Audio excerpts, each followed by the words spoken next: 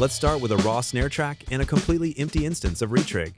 The goal here is not just to replace the snare with samples, but to make the snare stronger while keeping the drummer's original dynamics, including the ghost notes.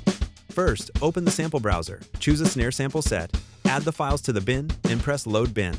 Retrig analyzes the samples and maps them into the velocity and round-robin matrix. Now, let's play the track. By default, threshold is set to 50, and at this setting, the detector catches the main snare hits, but the quieter ghost notes are still not being triggered consistently. Threshold is the level boundary for detection. Signals below the threshold are ignored, while signals above it can trigger a sample. Depth works together with threshold. It controls how deeply the detector listens for weaker transient details. To catch the ghost notes, we lower the threshold until the quiet hits start to appear in the detection. Now the detector is sensitive enough to hear the subtle notes, but we also need to control bleed from the other drum microphones. This is where depth becomes important. We adjust depth until the ghost notes are still detected, but unnecessary triggers from bleed are minimized. In a real multi-mic drum recording, bleed can be difficult to avoid completely.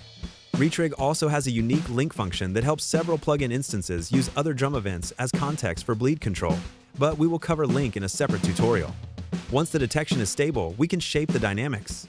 Retrig gives us three main tools for this: leveling, velocity curve, and clamp. Leveling smooths the dynamic range of the triggered samples.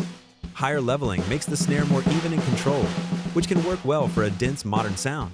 Lower leveling keeps more of the natural difference between soft and hard hits. Velocity curve changes how the strength of the incoming hit is translated into sample layer selection. A more aggressive curve pushes softer hits into harder layers sooner, while a softer curve keeps the response more natural. Clamp limits the playable velocity range inside the matrix without deleting any samples.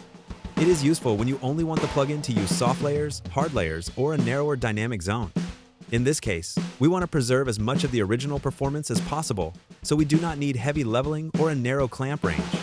A small velocity curve adjustment is enough to make the snare feel stronger while keeping the ghost notes and the natural movement of the drummer's performance. Now let's compare the result.